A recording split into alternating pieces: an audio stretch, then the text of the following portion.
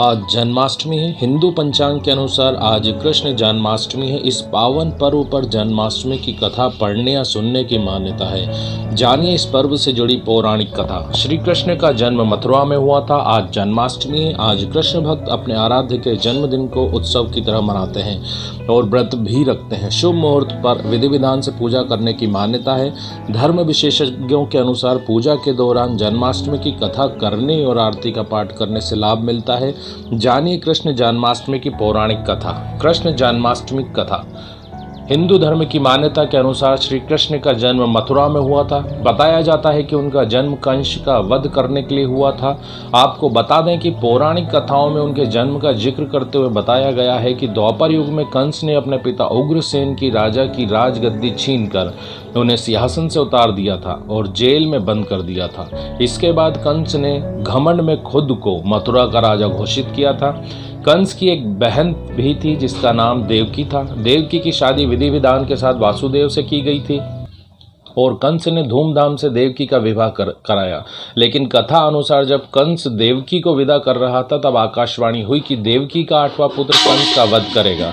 ये आकाशवाणी सुनकर कंस की रूह कांप गई और वह घबरा गया। ऐसी आकाशवाणी सुनने के बाद कंस ने अपनी बहन देवकी की हत्या करने का मन बना लिया। लेकिन वासुदेव ने कंस को समझाया कि ऐसा करने का कोई फायदा नहीं होगा, क्योंकि कंस को देवकी से नहीं बल्कि उसकी 8वीं संतान से भय है। जिसके बाद वासुदेव ने कंस से कहा कि जब उनकी 8वीं संतान होगी तो वो उसे कंस को सौंप देंगे। ये सुनने के बाद कंस ने वासुदेव और देवकी को जेल में कैद कर लिया। इसके बाद क्रूर कंस ने देवकी और वासुदेव की 7 संतानों को मार दिया। जब देवकी की 8वीं संतान का जन्म होने वाला था तब आसमान में घने और काले बादल छाए हुए थे और बहुत तेज बारिश हो रही थी। इसके साथ ही आसमान में बिजली भी कड़क रही थी। मान्यता के मुताबिक मध्य रात्रि 12 बजे जेल के सारे ताले खुद ही टूट गए और वहां की निगरानी कर रहे सभी सैनिकों को गहरी नींद आ गई और वो सब सो गए। कहा जाता है कि उस समय भगवान विष्णु प्रकट हुए और उन्हें वासुदेव देवकी को बताया कि वह देवकी की कोख से जन्म लेंगे।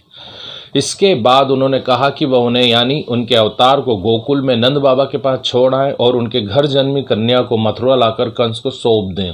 इसके बाद वासुदेव ने भगवान के कहे अनुसार किया। वह कान्हा को नंद बाबा के पास छोड़ आए और गोकुल से लाई कन्या को कंस को सौंप दिया। क्रोधित कंस ने जैसे ही कन्या को मारने के लिए अपना हाथ उठाया तो अचानक कन्या गायब हो गई। जिसके बाद एक आकाशवाणी हुई कि कंस जिस शिशु को तू मारना चाहता है वो गोकुल में है। यह आकाशवाणी सुनकर कंस डर गया। अपने भांजे को मारने के लिए उसने राक्षसों को गोकुल भेजकर कान्हा का अस्तित्व मिटाने की कोशिश की, लेकिन श्री कृष्ण ने सभी राक्षसों को एक एक कर वध कर दिया और आखिर में भगवान विष्णु के अवतार ने कंस का भी वध कर दिया। नमस्कार दोस्तों, ये थी हमारी जन्माष्टमी की कथा के कुछ अंश जो जनमानुस और पौराणिक कथा के अनुसार हैं।